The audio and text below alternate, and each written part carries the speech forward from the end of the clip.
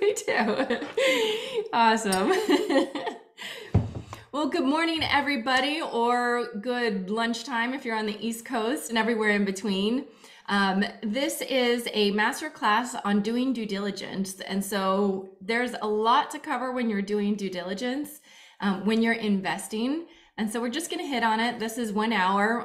We're going to introduce ourselves, tell you what we do. We have both invited our investors to this call. So this is also one of your steps in due diligence is getting to know the team.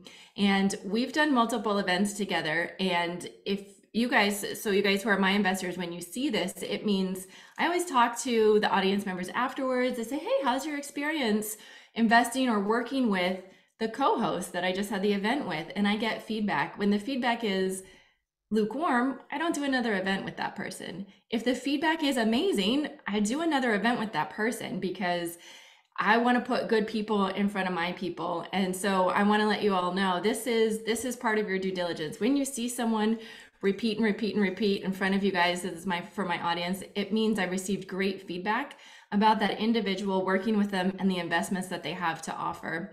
So that's why I feel very confident sharing the stage again with Leah. I'll let you go ahead and introduce yourself, and thanks for doing another event with me. No, thanks for having me. We had a great time last time. And I think Yeah. it's so cool because you and I, our models are not really very different. It's the market subset we work in that is, and it's very symbiotic. So I'm happy to be here and I appreciate both your friendship and, of course, us getting to collaborate together on things like this. For those of you who don't know me, my husband and I own a multitude of companies ranging from a real estate investment and management firm to a real estate investing company and about 5 others that all basically focus on real estate investing. I personally I'm almost to 40 million in real estate, and that's just solely owned with my husband and I. And we just started our first real estate investment fund here in North Texas. So we're definitely very busy, but we absolutely believe in the model, the market, and also the team. And part of that team, of course, is the family of investors that we've gotten to know all these years. And so we've been doing this. This is our 17th year. And certainly it has been just such a wild ride the last 2 years with COVID. And I'm really excited about the time we're in. I know that a lot of people are not, but I think those of us that are savvy and have been around the block and through the last crash recognize the opportunity that the next 3 to 6 months are going to bring, while a lot of people are on the sidelines. And so I think the timing is great to talk today about why and how we do our due diligence, because in times like this is when a lot of the people come out of the woodwork that shouldn't be doing what we're doing. And so we can talk about what you're going to look at for that, the types of questions you're going to ask, things that we've experienced, because I think, Sarah, I'm sure you're in the same boat that I am, that we've had things go the wrong way and worked with the wrong people and done the wrong. Absolutely. And so it's about what did we learn from it? What processes did we change to make sure that doesn't happen again? And what guidance can we give you to go take into other markets? Because, our hope is that you're diversifying your investments, not just with Sarah or just with me. And so we want to give you the tools to go use that in other places too. Yeah, definitely. Thanks for that intro. And I'm going to primarily focus on talking about, I'm going to give you guys some resources on market due diligence. One of my slides is just like links of where you can do research. And Leah, it sounds like you'll do a little bit more on the people side of things as we run through it. And I want the audience to know, logistics wise, this is recorded. We're going to send out a replay. And then also Leah and I are both going to share a link. So if you want to continue talking to us about what we do or working with us, there's going to be a way to get in touch with both of us. And we love it when you guys use the chat, because there are hundreds of people who signed up for this event. And so instead of talking to a blank screen, we love it when you use the chat. So on the chat, there's a drop down. It says hosts and panelists or everyone. I want everyone to go in right now and choose everyone, so that when you're talking, it doesn't just go to, like Jerry said, hi from Dallas, awesome, but it went to just us, just the hosts and panelists. So if you say that to everyone, then everyone can see there's a lot of you on here. It really creates a nice community feel for the rest of this masterclass we're going to do together. All right, so I'm going to share my screen and do kind of a foundation. So like I said, due diligence, there's different areas, right? So you want to do due diligence on not just the exact property and investment that you're making, whether it's a single family home or a syndication.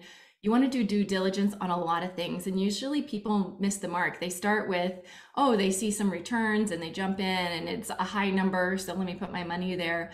But really, there's a lot of other things to consider. So we're going to talk about all those other things, the people, the market, and then, the property. And so I'm going to share my screen and we'll kick it off. There we go. Okay, so I'm going to start by saying this might seem like, hey, it's a cheesy slide, you and your family, but it's really, really important to me. This was a moment when I realized I had shifted my life in order to meet the core values that I held very, very near and dear to my heart. So that was time freedom, location freedom, and financial freedom. We were on a vacation, we extended it, we were traveling around Europe, and I had shifted my life from a W-2 office, 60, 70 hours a week, not seeing my kids, to spending lots of quality time with my kids. And I continue to do this. And I say that because, we're not in here today for an hour talking about due diligence, because due diligence is fun. It's not that it's not fun, but the whole point of doing due diligence and learning on these types of masterclasses and webinars is so that you can get closer to your financial goals, so that you can protect the wealth that you've already grown and amplify it in the future. Because achieving your financial goals help you achieve your life goals and your lifestyle goals. And so I want everyone to really think about, like, what would you shift in your life if you could really, reach those financial goals? And keep that in mind, because you're going to learn some stuff, and it's going to take some work to do due diligence. It's going to take some work to change your investment portfolio. If you're currently in the stock market or crypto and you're making negative and you want to shift into real estate and make double-digit positive, it's going to take shifts and work, but isn't it worth it if it gets you closer to your dream life, your core values, and your lifestyle? So I'm Sarah Sullivan. I'm the founder and owner of Sugo Capital, and we connect investors to passive income opportunities.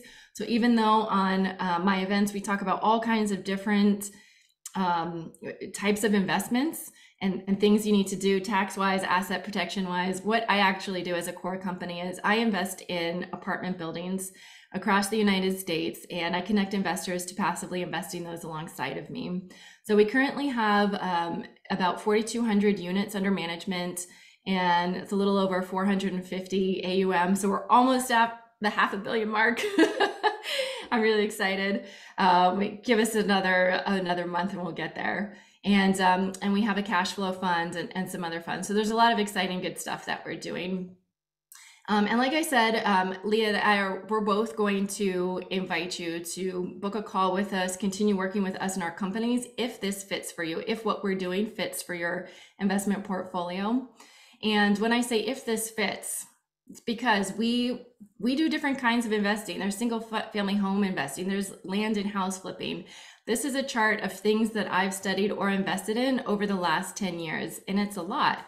There's a lot of different ways you can invest in real estate. And so one size doesn't fit all. What's right for me might not be right for you, might not be right for my mom or my brother. We all have different goals, and different investments, they cash flow differently. They appreciate differently. They require a different level of effort. Airbnbs are a lot more effort than syndications, but you make a lot more money. So, you got to decide all these things when you're creating your investment strategy. And so that's what I love doing with people. So when you see the book a call link, that's what we're going to do. So I'll tell you a bit about my results. So I started in single family home and duplex investing. This is the before and after picture. So the before was the nice and the after was the trashed. Usually you want it the other way around. But I'm in California. And so in order to get a cash flowing property fitting the 2% rule, I needed to invest in outside of California, something that was 1 or 2 flights away. So I didn't know how to do great due diligence at the time on property management companies. And so I didn't get a good one, and I couldn't get in touch with them, and all kinds of stuff was going wrong on my properties. And I couldn't just drive to my properties the way that, people who live in Texas, Dallas, Leah, you guys can just like go to your investments. I couldn't do that. And so I didn't have very good results. I lost a lot of money that way. And so I shifted, but I didn't stop. And that's the point I really want to make is just because something doesn't work doesn't mean you should just like throw in the towel and just say, okay, real estate, sucks. There's a lot of different ways to invest in real estate. And so I pivoted to being a passive investor in hotel developments and in multifamily syndications. And then my results changed. They became positive, which is much better than negative, right? And I started telling my friends and family, and they started asking how they can do the same. And so similar to me, where I was investing, I was living in California, but investing out of state. These are some of the first few folks who I connected to investments. So Susan lives in California. She's invested in Texas in this apartment building. She gets a rent check every month, but she does nothing because someone else manages it. Emil lived in Colorado. He invested in this apartment building in North Carolina. He was getting quarterly checks. Then the project sold and he realized 45% annualized returns. And so these are very real examples of very real projects. And, Leah has similar very good projects and investments for people. And so this is part of due diligence is what are the people you're talking to? What are the real, not the projected returns, but what are they really been able to do for people? And then, I said to myself, hey, instead of these people one-on-one that I'm talking to, what if I could have a big impact on the world? And so that's when I started doing these educational classes and creating funds and creating syndications and being on the more active side. And so now there's hundreds of people who sign up for these events, and it's totally worth our time, right? Is it an hour and we get to talk to hundreds of people? It's fabulous. Okay, so I'm going to describe in one more minute what is a multifamily syndication, because that's what I do. So that'll help give you some context to some of the due diligence items I'm going to talk about and Leah's going to talk about. And so after this slide, we'll get into the due diligence stuff. So I'm in the multifamily space, so I'm going to talk about multifamily syndication, but this model is true for any type of syndication. It basically means pooling people's money together to make a common purchase. So an LLC is created and it holds the building. And so it can be a retail park, it can be a medical office park, it can be industrial, it can be storage units, it can be any piece of property can be purchased, and an LLC holds it, and people pool their money together to make the purchase, and they become members of the LLC. And so in the LLC, there's general partners who do all the work, like me and my partners now, and then there's limited partners who are the passive investors. So it's really a way to make group purchases in a very passive way, where investors are not on the loan, not on the deed, not responsible for tenants or anything like that. So say we make $1 million purchase, we'll go get a loan for 70% of that, and where are the guarantees? So again, the investors are not on the loan, they're not guarantors. And so this piece of pie, or this pie, represents the money needed to make the purchase. So we go out and that gray piece is a loan. So we go get a loan for a certain amount, and then we need cash in order to, for the down payment, for the remodel, etc. So we source that from investors. And so it's usually about 30, 40, maybe sometimes even 50% of the purchase price. But in this example, we'll say 30%. And then what we do on the ownership side, on the ownership of the LLC, those limited partner investors, they get 70% ownership of the property. And so this creates a situation, you can see those green pieces of pie are not equal. And this is really powerful because when we exit, when we sell, then investors don't get appreciation on 30% of the property, they get appreciation on 70% of the property. So that's how we create a situation where there's really powerful gains at the exit. So that's a syndication. I'm going to skip through terminology and stuff. I do this on other events, but in order to get to due diligence, I'm going to skip through to that. This is how returns work. This is just a model. This is not an offering, just to put that out there. Okay, so when you're evaluating an investment, there's really 3 areas to focus on, and this is the order I think you should go in. And it's not just me. I mean, you ask attorneys out there, you ask CPAs, this is the order they would go in. Professional investors, this is the order they would go in. They don't start with the numbers, they start with the team. People bet on the jockey, not on the horse. You've heard that all the time. VC investors, VC fund managers, they don't skip to looking at the projected returns when an entrepreneur comes to them. they check out the entrepreneur first and their track record and their personality and how honest are they, how integrous, how hardworking, how creative, how quickly can they pivot, how are they as a problem solver. So these are all things you want to check out with the people you're working with when you're looking to go into an investment, whether it's passive or active, because it can include property management companies. It can include, if you run a whole bunch of Airbnbs, you're going to have Airbnb managers, you're going to have cleaners to turn the properties. There's a lot of people involved. So you really need to do solid due diligence, because people, anytime I've lost money, it's because of people, not because the business plan was, numbers were wrong in the business plan. It was always because of the people. And so once you do really good due diligence on the people, then start looking at the markets they're in, if they're the markets you want to be in, and then start looking at the individual properties that are being offered. So the market, a lot of people, there's a lot of doom and gloom right now, isn't there, out there in the media around, oh, the real estate market is crashing. Every investor call I get on, they say, well, I'm kind of scared because the real estate market's about to crash. And I'm like, oh gosh, do I have to talk about this again? There's no such thing as the real estate market. Asset classes perform differently. They have different market cycles. Some can fluctuate quickly, some take a long time to fluctuate, and they go up and down at different times. So when single family homes are up, it doesn't mean that industrial is up. It doesn't mean that storage units are up. It doesn't mean that anything else is up. And when single family homes are down, it doesn't mean that everything else is down. So when we're talking about markets, you have to be following the data that correlates to the asset class you're looking to invest in. And on the next slide, I'm going to give you a link so you can start looking at all that kind of stuff. And then you also make sure you're looking at hyper-local markets too. One of the biggest complaints I have with the news is it's the real estate market on a nationwide basis. There is no nationwide real estate market. Exactly. And a lot of people say, yeah, exactly that. The US single family home market. Well, if you look at San Francisco, you look at what the prices are doing, they're just crashing. Other markets, what are the prices doing? They might be stable. They may be going up. They may be going down a little bit. And then people are like, oh, it's really scary. It's going down. Is that a good time to get in? Well, it's a great time to get in when things are down, and then you ride it when it's going up. So down is not bad and up is not good. It just tells you when do you want to get in and when do you want to get out, right?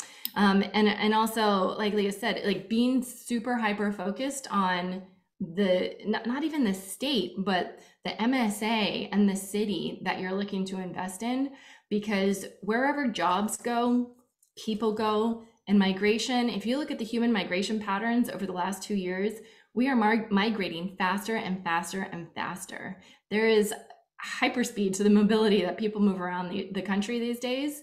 With COVID, it really sped up a lot of things as far as working from home and working remotely and all that kind of stuff. So even though people go where the jobs are, people also go where the weather is great. They also go where they want to live. So there's a lot of things to consider. And so lastly, if you check out all these things, then you're going to want to look at the property, whether that's a single family home or a syndication or whatever asset class you're looking to invest in. That's going to be, doing due diligence on that very specific investment is the last thing that you want to do.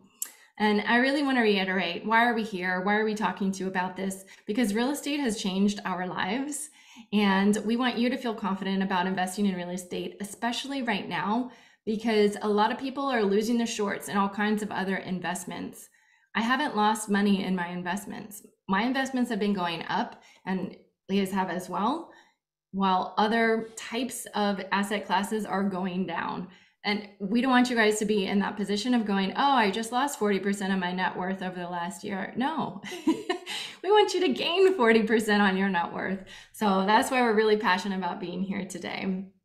Okay, so as promised, even though this isn't in quite the order, just because I have the stage right now, I'm going to talk about and give you guys some links for looking at market data.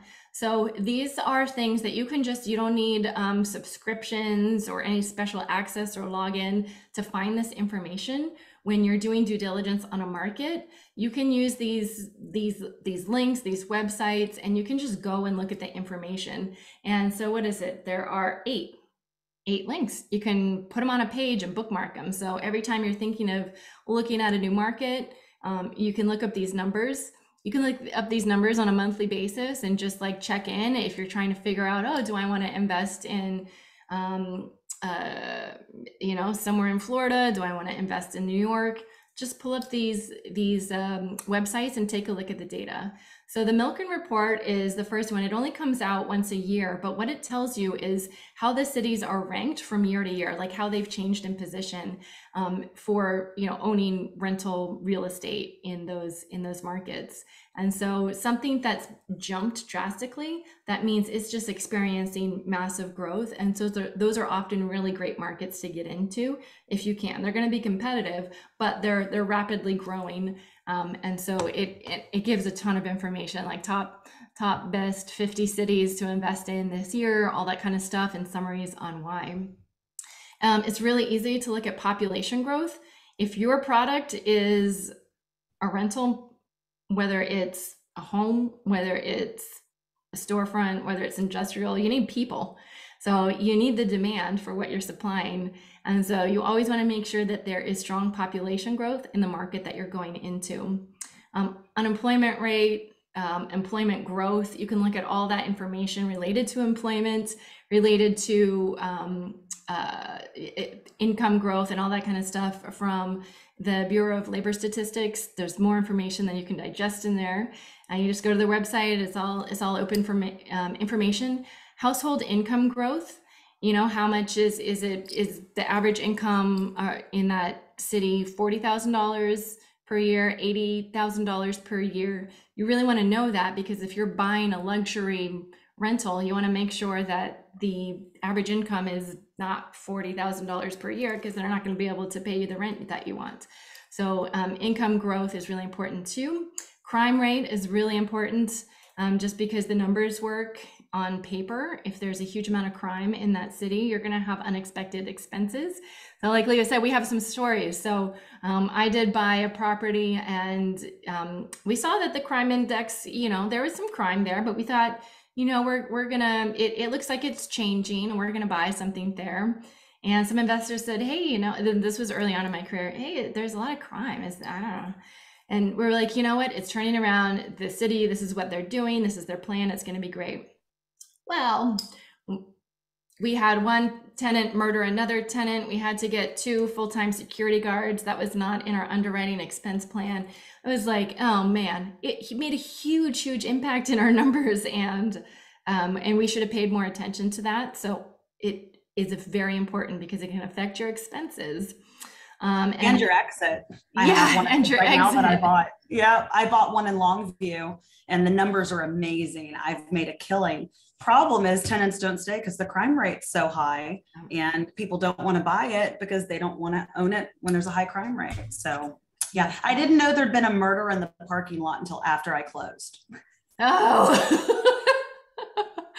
Yeah, those are things people keep quiet, and they're important. Mm-hmm. You want to look at the jobs, like what is the employment base and what is the industry, what is the diversity of the jobs? So just because there's, there's supposed to be 20% more jobs next year, are they all in one industry? Usually we don't like to invest in locations like that, because it puts, maybe if it's a fix and flip or something where you're going to get in and get out quickly, that could be okay. But if you're looking for something that's a 5-year hold or more, you're going to want an economy that's not based on one industry. That'll give you stability. Economic Development Committee. So this is local to where you're looking to invest. You can call them up and ask them, like, what have you approved to come on the market? So like if you're buying single family home rentals and you call them up and they say, hey, we've approved new builds of, thousands of new homes or thousands of apartment units. You might kind of look at the supply and demand and be like, wow, there's way more supply coming on the market. I'm going to get washed out, and that can affect your exit strategy. Or if they say, no, there's nothing, we haven't approved anything.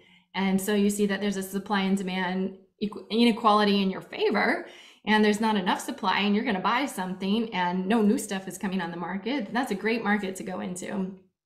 And Housing Alerts gives you information on the markets as well. So you guys can take a screenshot of this. I don't send out the slides, but this is pretty much like, this is it. This is the basis. If you're a passive investor or you're just starting to get into investing, that you can get started on your market research and figure out where do you want to start investing.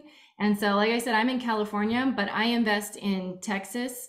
I invest in the greater Dallas market, in Houston. I invest in Huntsville, Alabama. I invest in Georgia. I invest in North and South Carolina, Indiana. So I'm looking at this data for a lot of cities on a monthly basis to see where do I want to get into. Next, I'm in Phoenix, Arizona. So where do I want to get into? Where do I want to expand, where I already have been investing? And where do I want to get out of? Because the trends are starting to look not favorable.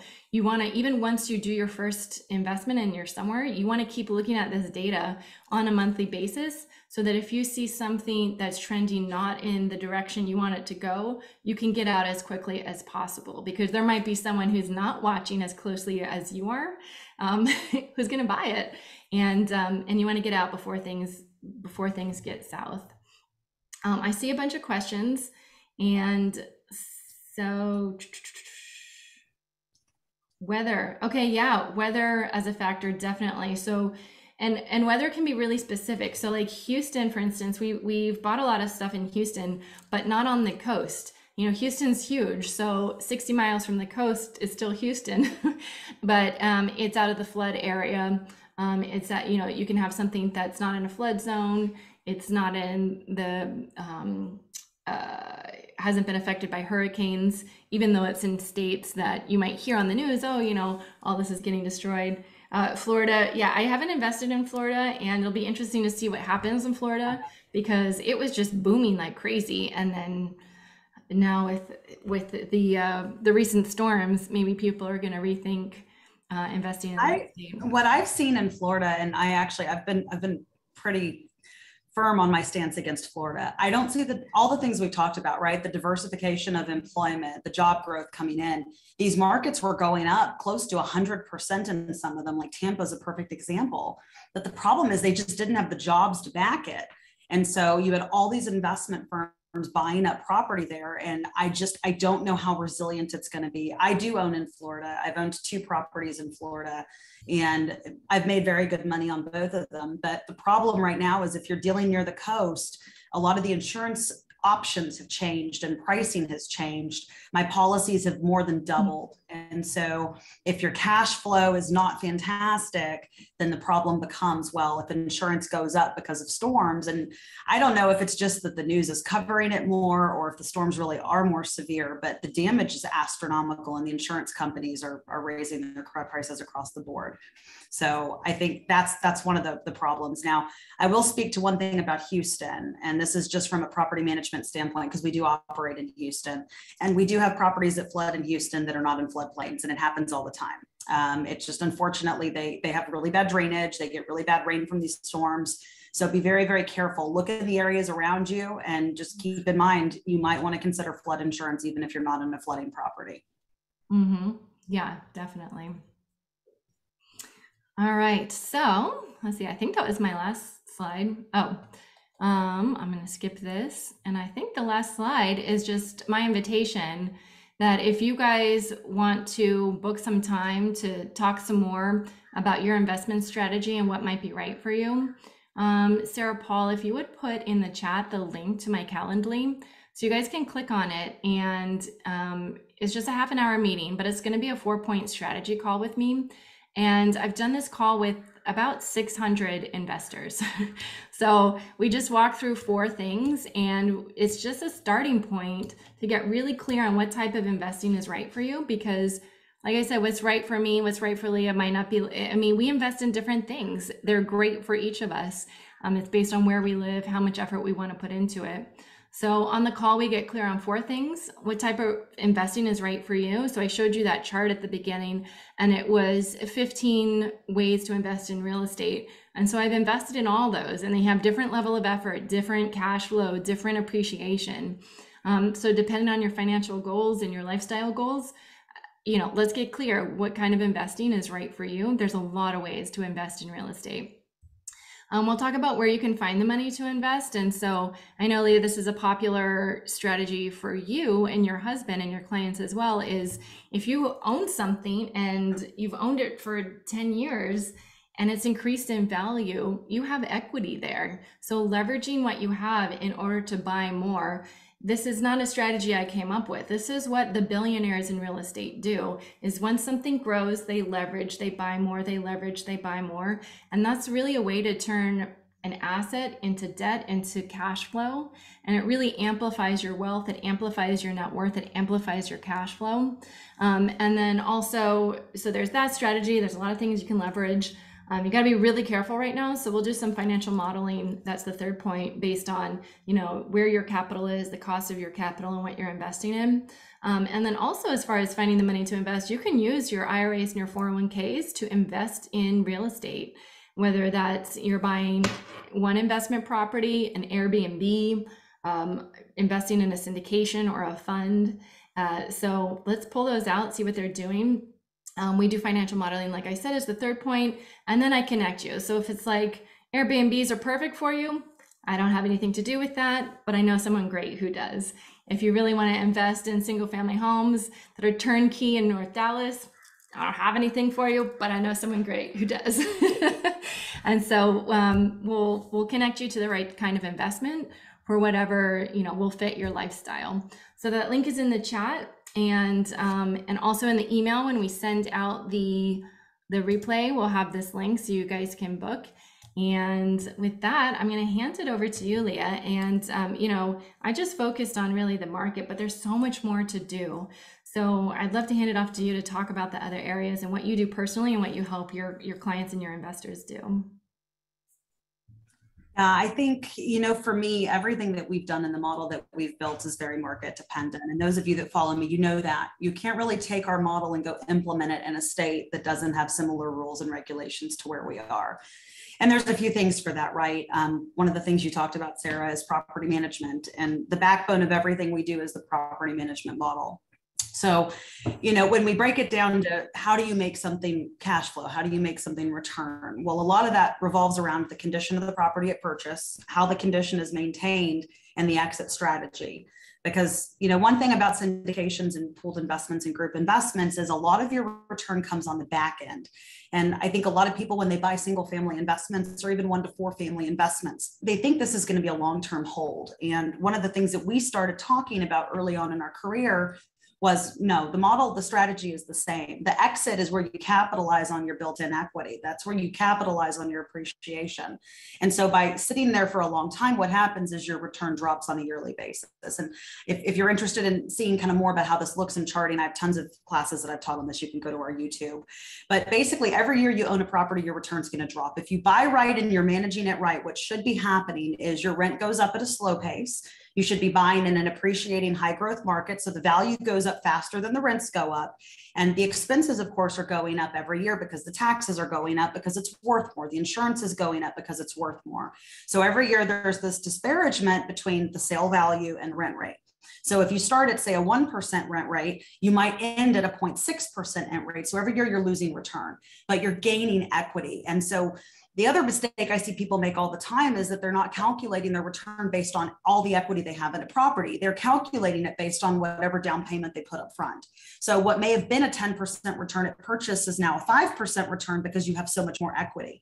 I have clients we ran numbers for where their return was actually closer to 1 or 2% because they had 50 or 80% equity in their home.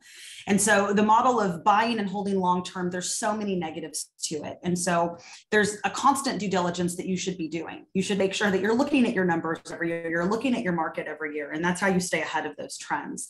So for example, people that were buying in Dallas 10 or 15 years ago, if they're following the trends and they're doing it right, they're now buying in the suburbs where we are, because what made sense then further in now makes sense further out. The other thing I think that a lot of people don't recognize is how important it is that you have the right property management for maintenance and repairs during the duration of the tenancy and the right lease in place. And so a lot of people who come to us, we've kind of made our name as the fixers. And so we step in a lot where people have had I'm not going to say bad management. I'm just going to say a different style of management where maybe they're not checking on the properties and they're trying to be the tenants' friends. We run into this with mom and pop landlords a lot. I had one landlord, I love to tell the story that they took their tenants to go buy groceries, and we got chastised anytime we charged a late fee.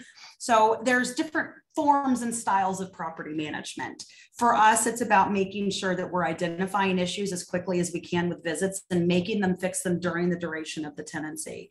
And the reason for that is we do what's called a 2-month re-renting period. So we're showing and marketing the property the last 2 months the tenant is there, or if we're doing a sale, we often are able to sell because of the drive in DFW while the tenant is still in place. You know, we're in almost 200,000 home housing shortage, and that's only going up because builders can't build right now. Rates are too high. So due diligence is about more than just the property in the market, right? It's about the entire model. And part of that model is you, part of that model is your provider, part of the model is the lending, part of it's the exit strategy. And I think sometimes that can be overwhelming for people. And so someone working like with Sarah, she's managing all these pieces for you. That's the great thing about passive investing. Once you go in and you screen that model and make sure it's what you're looking for, they're going to go implement what they promised you they're going to do.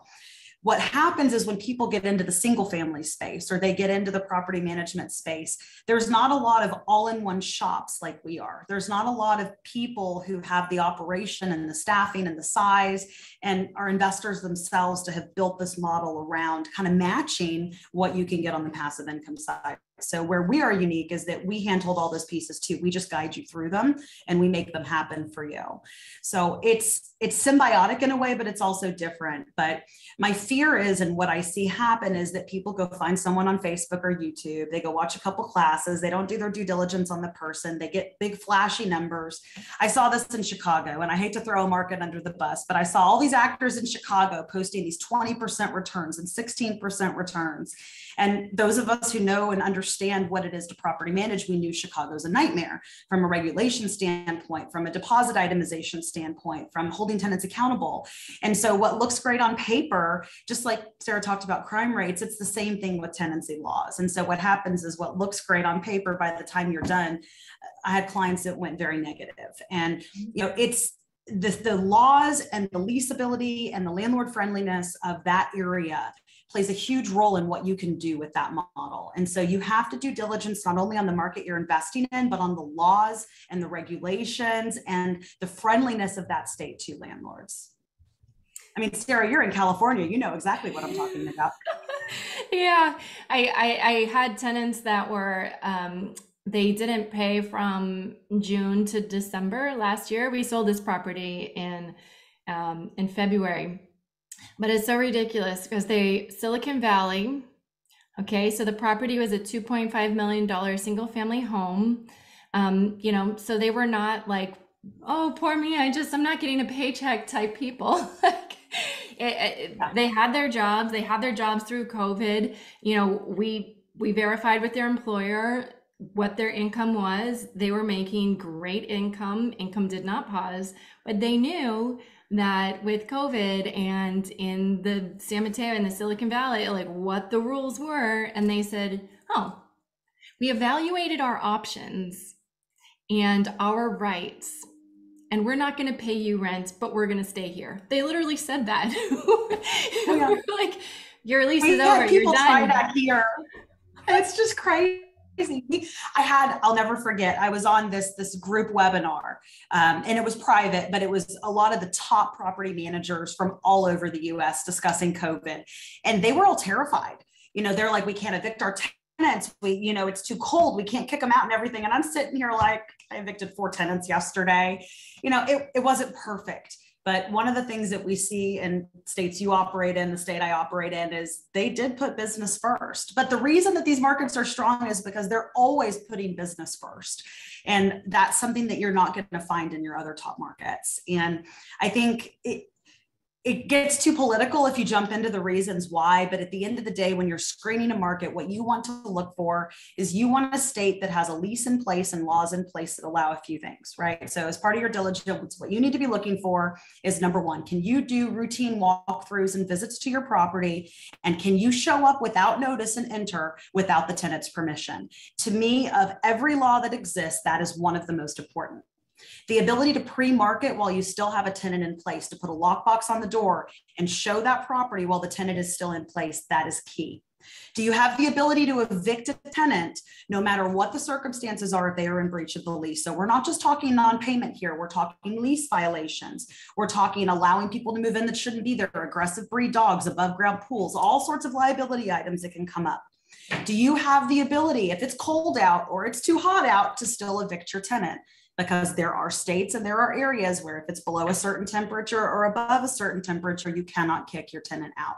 Do you have rent control laws? This is a big one. You know, your return is only as good as what you can raise your rents to. If you have a state or a city or a neighborhood or whatever it may be that tells you what your lease can say and what those terms can be, that's a problem. So again, this goes back to, are you in a climate that is friendly to your business and that supports and understands what it is to be a real estate investor? If they're not, and you're not, then that is something to me that you can't work around. It does not matter how good the numbers are. If you can't effectively manage your tenant and do what you need to do with your lease terms, you will never be able to make the type of return that you think you're going to be able to make. 100% agree, 100%, because your revenue only comes from one place. It comes from the tenant. Yeah. And we're not jerks. We're not saying like we need to evict people left and right. It's just like, if you're not getting revenue, like why should someone live for free in your property? You bought it. Yeah. You made the money to buy it. You did the work. And you know, the thing I look at, and when I talk to people, one of the things I talk to them about is exponential wealth, right? So one or two properties, it's a great supplemental cash flow, but it's not going to retire you. It's not going to provide or change your quality of life or whatever your goals may be for either exiting a job or supplementing that job. And so it's all about compounding. And so you have to start here and continue to work your way up. And the only way to do that is to capitalize on that equity. You have two options, right? You have so much cash that you've set aside that you can go invest now, and then you're going to slowly build up for your primary job and go continue to invest. But that's, for most people, a very slow process. So if you're not utilizing that equity and you're not buying in an appreciating market with an exit strategy, you're never going to be able to build up to an exponential level like Sarah and I have. Now, the one benefit Sarah and I have is we have primary jobs that provide a lot of income. So in addition to being able to exponentially grow, we can continue to buy. But the average person cannot do that. And so we have both built our businesses around helping everyone, whether you have $20,000 in the bank or whether you have $20 million in the bank. We are always going to help you find a solution that's going to get you where you want to be. And the problem is that a lot of models don't work with every bit of type of people that we run into, right? And so one of the things that I personally right now I'm seeing is a lot of predatory lending, of trying to get people to go do these hard money loans. And this has been an ongoing problem, guys, right? They go to people and they say, well, you don't have to qualify for a real loan. You can do hard money, and they just qualify the property. And time again, I can't tell you, I get calls from people, hey, I'm in this hard money loan. I've got my tenant, it's renovated. I can't get a loan to get out of it. And so again, it goes back to diligence. Make sure that whatever strategy you're trying to implement, you can qualify for and you have a path to make happen, because that's very important. You might be able to find the deal of the century, but if you can't find a permanent long-term loan for that property, then you're going to be in a really bad situation, because hard money, you can't make money in hard money. And so like the model that we use, we don't use any hard money. Our banks actually lend repairs in the upfront loan. It's one upfront interest rate. There's an interest only period. So if you're doing a BRRRR type property, you're not having to go back and refinance on the back end. Now, a lot of us do go refinance on the back end to pull out even more equity, but it's not something that you have to do, and you're not paying ridiculous interest rates in the beginning. I am not a fan of hard money. I'm not a proponent of hard money, and I think it preys on people that don't have the assets and the liquidity. In reality, people doing those high risk types of loans should have even more net worth and assets than what they typically are trying to get people to do. And as interest rates rise, so let's take a minute, Sarah, if it's okay with you, and let's talk about what's happening right now, because I think a Totally. lot Go of for it. people, because it goes right into due diligence, right? Totally. There's a lot of naysayer out there right now. And this goes back to that hyper local due diligence. There are markets that I would not touch right now. And I think right now in the climate that we're in, due diligence is more important than ever. What you need to be looking for are markets that have massive housing shortages and massive employment relocation and growth. So I can't speak to all the markets there is, and I can speak to mine. So let me give you an example. So DFW, as I mentioned, has a housing shortage in North Texas of almost 200,000 homes. We had 155,000 people move to this area last year. We had more jobs than you can even fathom come in, but let me talk to you about the numbers of those jobs. More than 49% of the jobs are paying more than $150,000 a year that are coming here. More than 49% over $150,000 a year. Only 17% are less than $75,000 a year in income. So when we're looking at a market, we want housing shortage that creates a supply and demand issue that's market resilient. You want a market that's also underpriced. So DFW, for example, fourth largest market in the United States, average home price in our most desirable area is still under $600,000. Compare that to our other top three, Las Vegas, Chicago, New York. It's unheard of. So there's this natural undervaluing that already exists here. And that's the same thing that a lot of areas in Florida had, right? And also in Arizona, we saw that in Vegas, we saw it in Phoenix. So the stage is set. Now we step into this interest rate climate. Now, number one, I think we're going to be out of this in a few months. And, none of us have any crystal ball, but the bottom line is that you look at Fannie Mae, Freddie Mac, Realtor.com, Zillow, all of them are projecting we're going to be back in the fives. Q1, Q2 next year. And in reality, right now, there's a housing shortage nationwide. It's not just North Texas. And the hose has been crimped off because buyers are on the sidelines waiting. There's this old saying that you date the rate, but you marry the house. The problem is people don't understand that. So they're waiting to buy. There's already a backlog of buyers waiting. We have the highest educated younger class coming into homeownership, and they also have the highest savings rate in history. So we've got this massive group of people becoming homeowners who are sitting on the sidelines. The minute there is any relief in interest rates, any relief, I'm not talking 4%, 3%. We're not going to get back down to where we were. That was stupid. We were printing money, giving it away. We all know that. If you're an investor and you're following the market, you know what's been happening. The bottom line is we get any relief, people are going to come out of the woodworks, I believe, like we've never seen. I think what we were joking about last year with the 250,000 over asking, 50,000 over asking offers and all of these big markets with the job growth, we are going to be drinking from a fire hose and we are all going to be going crazy. I truly believe we're going to have relief by next summer. I think it's actually going to happen just in time for summer, right as the market picks up. And for me as an investor, I'm excited, right? I'm buying everything I can right now. I'm about to close a $2.5 million 1031 and go identify 50 houses. So I'm doing everything I can to continue my trajectory. And my investors, the ones that are savvy and understand and are listening, most of them are doing the same. So we're still selling like crazy. Sarah, I know you are too, because the news doesn't scare me. I look at numbers, I look at charts, I look at data, and your due diligence, you should be doing the same thing. Don't listen to what these people that don't own real estate and don't invest say. They're clueless. They're clueless about everything, but that's a story for a different day. And it just is what it is, right? I turn on the news and I'm like, oh, some new fresh heck is going on today. This is fantastic. But at the end of the day, we are all, those of us that are following the model, those of us that know what we're doing, people like Sarah and I tell me, Sarah, I'm making more than I've ever made before. It's just the market is crazy right now. The housing shortage, even on the rental side, is crazy. Is it slow right this second because people are scared? Yeah, that's a temporary problem. And it doesn't even begin to wipe out what's happened in the last 10 months. Yeah, and it's really great. It's a great time to take calculated action based on data when there's a lot of people who are afraid. That's a really great time for you. When you see fear in the market, in people, that's a great time for you to understand the numbers and take action. So like right when COVID hit and everything shut down and a lot of people were not buying in the apartment space because they were afraid, we bought some amazing deals because people were afraid. They were offloading, people who were self-managing 100, 150 units, and it was, a father, son, and they're afraid, they sell, great prices. It was a great time to buy when everyone was afraid and just selling to get out of stuff.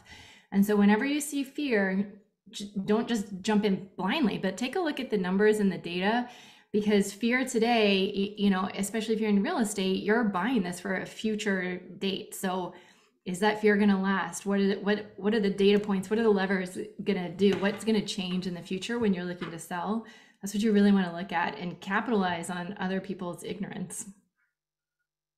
And what's not being said, and I think most of us understand, they did this to stop housing.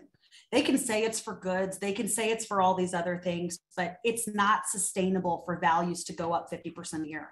They were going to completely destroy the lower class. There's just no ifs, ands, or buts about it. Housing was unaffordable. Living was unaffordable. The cost of food up 7%, 8%, 12%. It's terrible. But when their rent was up 30 to 50% in a year and a half, there was no other option. So I'm not here to say that I have some magical solution of what they should have done different, because that's not the case. I understand how we got where we started. I understand how the printing of money plays into all this. I understand how the stock market's going to continue to struggle.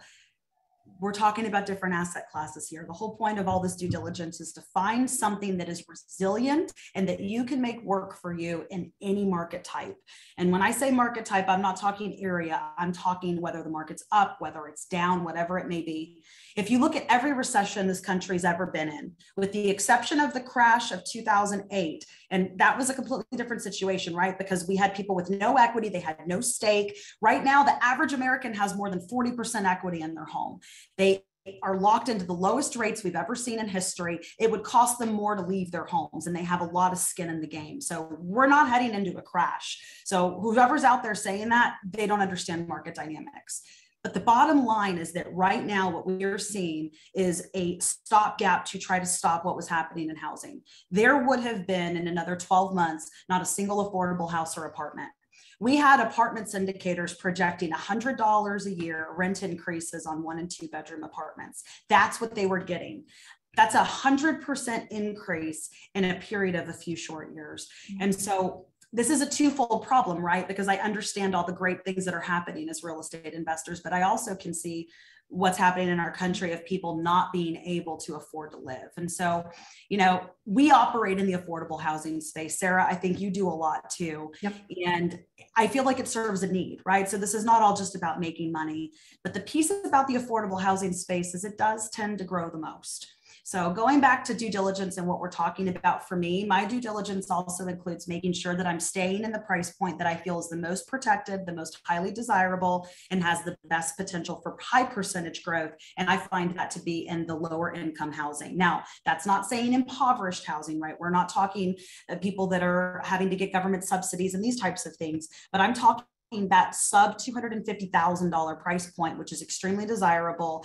And remember, builders weren't building these cheap homes. We've been building too few homes for over 50 years. The average aggregate age of homes in our country it's scary. It's really scary. But when we started to build after the last crash, we built expensive homes. So we've done nothing to backfill the need of where most people can afford. And so those of us that are operating in that space, it's even more protective in market resiliency. I love how data driven your approach is, because what you just said, it was facts.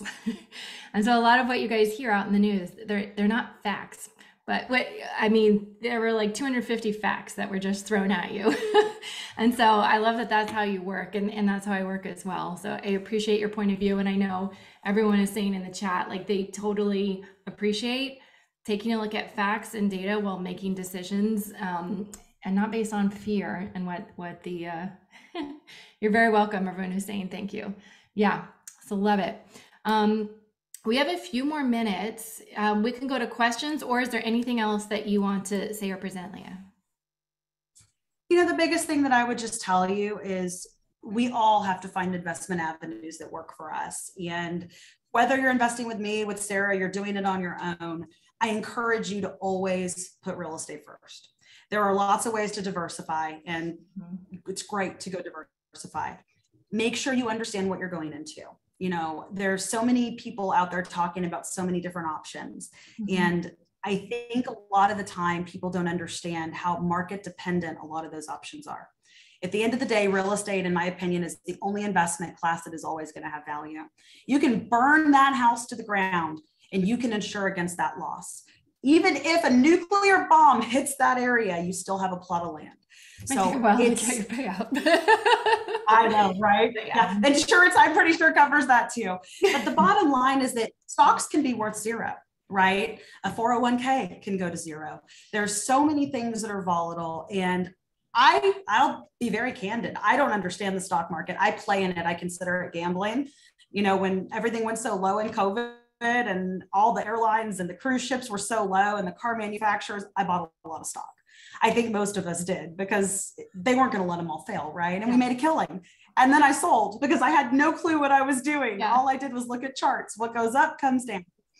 So it's about understanding what you're investing in and look for things that are market resilient. That's not to say don't do tons of different options. That's great. The more you diversify is great, but make sure real estate is a piece of it, because at the end of the day, you look at most of the richest people in our world and richest people in our country, where did they make their money? In real estate. There's a reason for that. There is a reason for that. It doesn't fluctuate. It doesn't drop to zero. It doesn't drop 40% in one night. All these things that we're seeing over the last 2 years, even over the last month, right?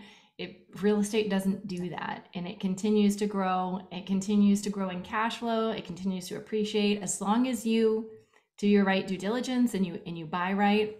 And the cool thing is there's two ways. So not only two ways to make money, the cash flow and the appreciation, but there's two ways to increase the value. So you can remodel it, and that's called a forced value add. So you take something, you make it nicer, you sell it. That's a forced value add. If you buy something in a market that you know is going to increase because of jobs, because of rents, and because of, you know, all these things that we talked about, then there's natural appreciation. So your asset can increase due to something you do and due to something you don't do. So there's two ways that it can go up in value. And so as long as you do those two things right, you're really going to be protecting your wealth, amplifying your wealth. And it's really a great strategy, especially with what we're seeing. And I saw a lot of people talking about IRAs in the chat and 401ks. So you guys, you can roll your IRAs and 401ks. A lot of you are saying my 401k is negative, my IRA is negative. Yes, a lot of people's are. And maybe you don't want to move your money now, but what if you had moved your money 8 months ago when things were high? Really think about long-term, because these are long-term accounts for you, especially if you're in your 40s, you're not using this for another 25 years. So what's going to be a great move is taking that, rolling it into a self-directed account. So you're not pulling the money out, you're keeping it in your IRA and your 401k, but you're creating a self-directed retirement account, and you can invest in real estate. You can invest with Leah, you can invest with me, you can invest in so much. It really opens the door, and it's called self-directed because you become the owner. So you can learn how to do great due diligence and make great investments, and you're not dependent on what the market's doing and whatever you're currently in. So I saw a lot of questions, so I wanted to hit on that. It's really, I'm really passionate about that one because a lot of people are not paying enough attention, and that comes out of your paycheck every month for years and years and years. And you put money in, but a lot of people don't pay attention to what it's doing. They don't even know how much they have in it. Almost every strategy call I get on, how much is in your 401k? I don't really know. Like, you have a pot of money somewhere, you don't know what it's doing. So, well, I want to say we're at the top of the hour. I'm fine to stay and answer questions, but I do want to kind of wrap up, and then we can go to questions, and just say thanks so much, Leah. I appreciate your approach to everything. I appreciate you sharing your experiences in order to help people fast track, not make the same, bad choices, to help them make the same good choices that you've made. And you guys have created extraordinary wealth for yourselves in real estate. And I love that you are helping people do the same thing. So I appreciate you being here. Thank you. Vice versa. Awesome. All right, guys, open it up. Questions, we'll take them. You can use the Q&A. You can use the chat. I see a lot of questions just saying thank you and sharing your bad tenant stories. For those of you I recognize your names who are in California and you have bad tenant stories, yeah, get out of California. Umesh says, Sarah, give me the address where your tenants were. I'll go give them a visit. Thanks, Umesh. Thanks for watching my back. Oh, okay. There's one from Michael that could be good for you. Dallas Fort Worth is headed for a crash. Why?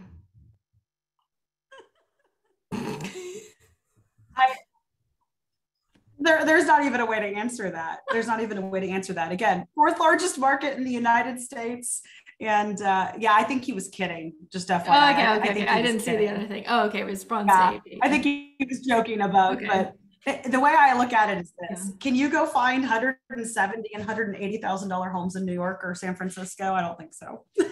You shouldn't be able to in Dallas either. We're the 10th largest economy in the world here in North Texas, and DFW is actually the 24th largest economy in the world.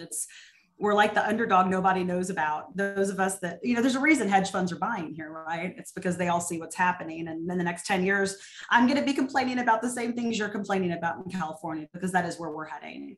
Of course, still with a different business climate, but size-wise, that's where we're going. All right, that's from Ty. Do you think the rental rates will decline just like the overall market is softening, especially with new home builds? Let you go for that. Me? Yeah. No. So here's the thing. There are no new home builds right now. Builders, they pretty much lost their build lines.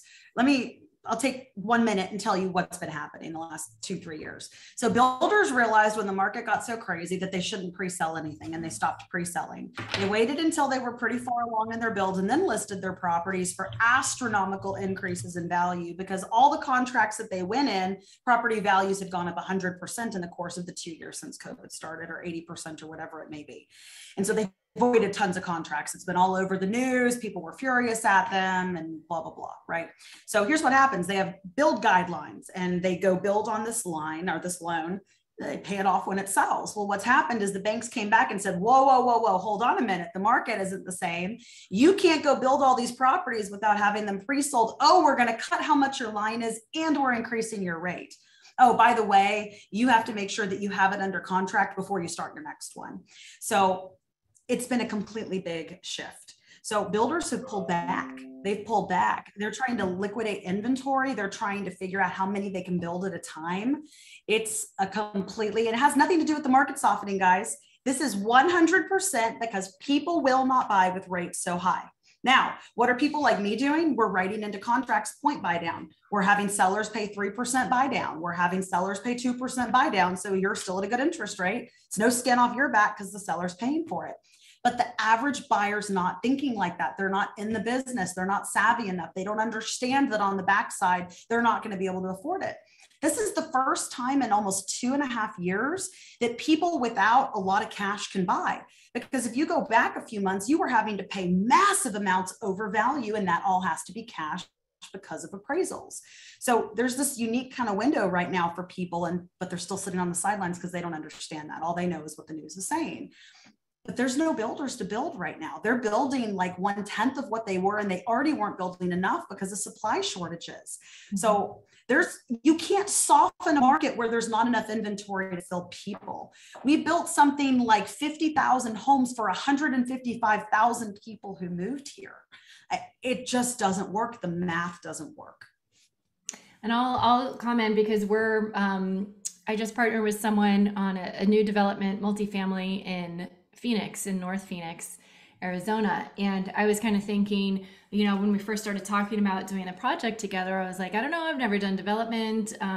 It seems like not a good time. But then that was all based on what I'd been hearing and emotional, but not actually intellectual data and facts. Then we looked at data and facts. Similar to what you were saying, is there was a 30% reduction in new builds. So development shrunk drastically, 30%. Jobs and population still going up. Jobs and population still going up, new builds decreasing by 30%.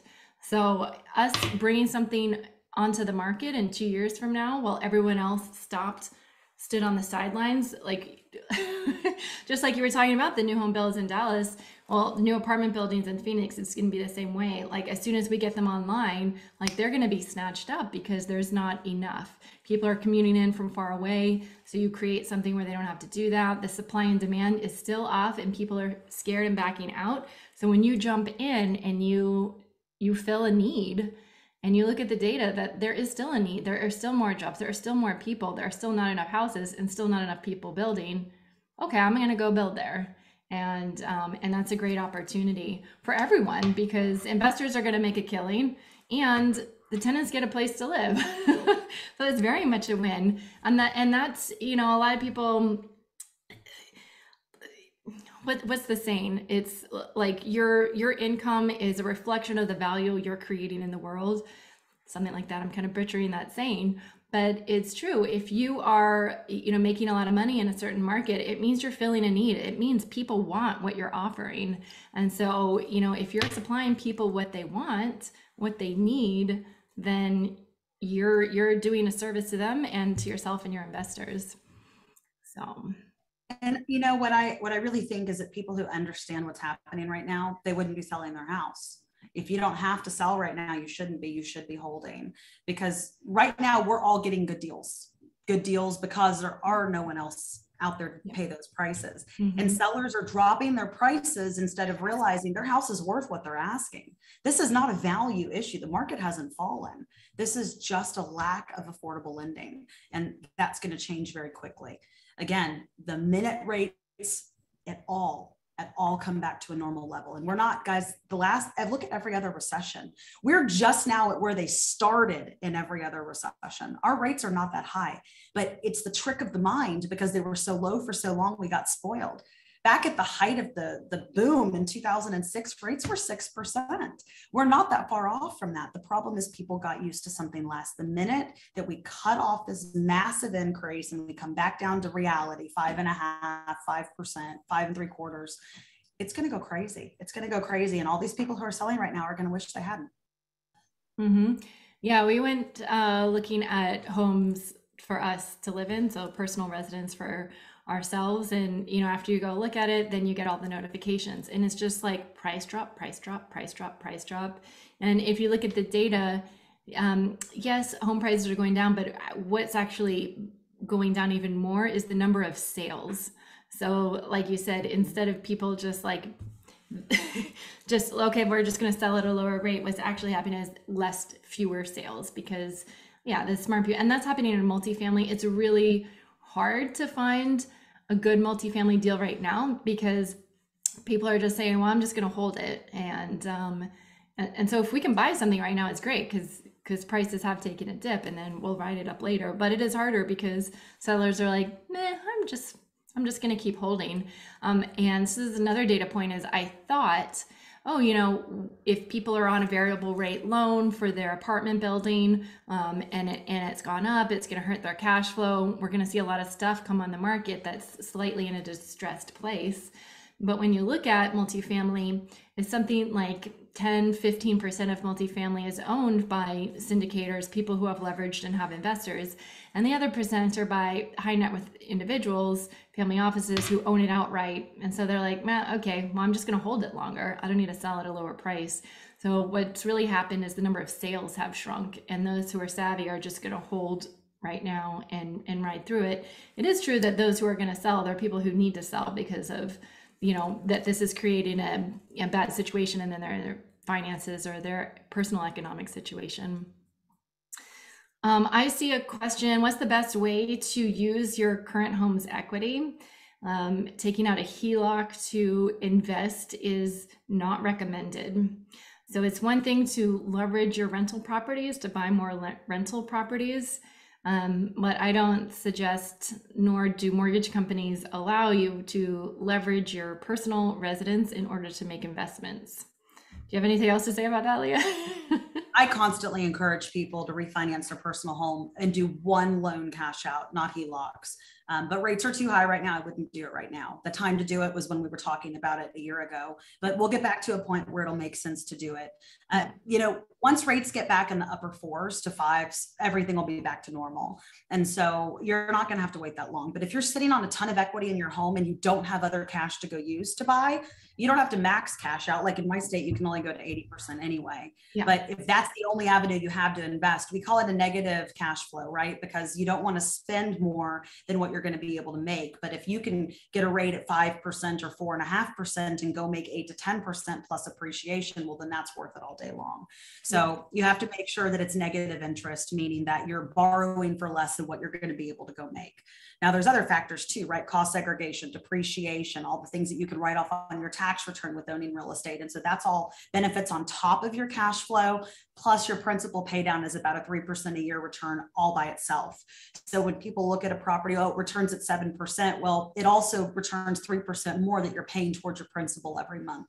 So it almost always makes sense to tap into your home's equity to buy, unless there's some other circumstance, like you're not financially stable enough, you don't have enough of a nest egg. I'm one of the big proponents out there saying you need massive cash savings if you're going to be an investor, because things can happen. Yep. And so again, it goes back to just your situation, your specifics. And that's why Sarah and I are offering for you to schedule consultations with us and our teams. Yeah. And thanks for bringing that up again. Do you want to put your link again, Liam? So the links to, and Sarah, if you'd put mine again, links to talk with us, to sit down, review your situation, what you have available. We talk to hundreds and hundreds and hundreds of investors, and we're investing ourselves. So we have firsthand knowledge of what's working, what's not working in the past and today. And so we love sharing it with you guys. So the links are in the chat. Click on them, book. We'd love to talk to you guys. It would be fabulous. I see questions about accelerated the cost segregation. Does it end this year? No, but it is going to step down, which means if you do it, Leah's shaking her head. It is, they're talking about having it step down.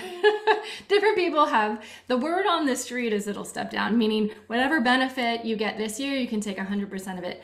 Next year, they're saying whatever the benefit is, you can only take 80% of the benefit. And then the year after that, you can only take 60% of the benefit. So they're thinking of phasing it out. They're saying they're going to phase it out. Then there's other people saying the politicians they're getting a huge benefit from having this in place. So why would they get rid of it? So maybe we need to worry, maybe we don't. We'll see. Difference between what happens at midterms and at the next presidential election are going to dictate that. But yeah. Most of Congress makes their money in the state. Yep, that's why it's so favorable to to jump on in and do that as well. Okay, question about what's the difference between a cash out refi and a HELOC? So a cash out refi is like, okay, I'm going to take $100,000. So my house is worth $1 million. I have a $400,000 mortgage on it.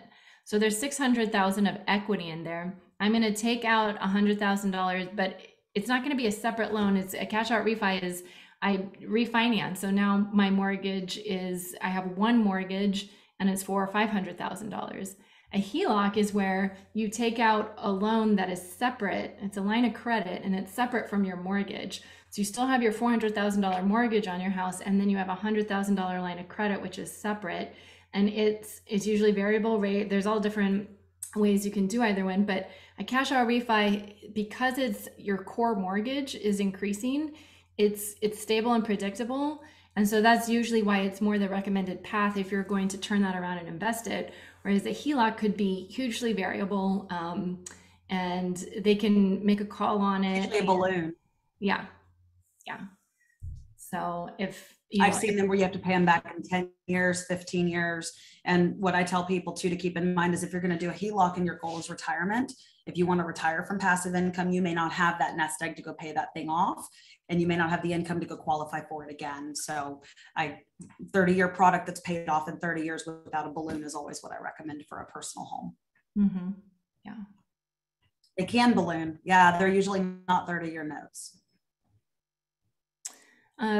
People also, I see people leverage their stock portfolios a lot. Now that I've never done that, but I see people do that a lot, where your stock portfolio might be worth $1 million and you want to make a 100K investment, so you can take out a line of credit worth 100K. Now, I don't know what the rates are, what the numbers are looking like, but whatever you have available, if you're thinking of leveraging, taking out a line of credit on an asset, make sure you're doing the numbers to make sure your cash flow is positive, your appreciation, all that stuff is taken into consideration. Because you can't just compare a rate to a rate. Like, oh, I can take out a line of credit. I can take out this money at 5%. I can invest it at 8%. That's 3% arbitrage. But no, because one might be interest only, one might be principal and interest. So you really have to look at the full numbers, the payments each month or yearly. What are they on both your investment and your line of credit to make sure that all the numbers work out. Because also 5% paid back in 30 years or 5% paid back in 10 years, like your monthly payment is going to be different based on that. So just straight looking at the percents that you get money at and the percent you're receiving on your investment is not thorough enough to make any decisions or actions on that. All right. I'm gonna say maybe we should wrap here. What do you think, Leah? I think it sounds good. Y'all know Okay. how to reach out to us if you have more questions. Yeah, reach out to us. We love talking to you. We're going to send out the replay. It's going to have links to get in touch with us, especially if you're looking to make investments by the end of this year. It's a great time. We're full steam ahead, both of us. So we'd be happy to chat with you and see how we can help you wrap up your year-end investments. So thank you. I see so many of you here that I know and we know. So great to have you here. Thank you, audience, for staying on so long. And thank you for the really great engagement. That makes it way more fun for us. It was great to have you all. All right. Thank you. And we'll see you next time.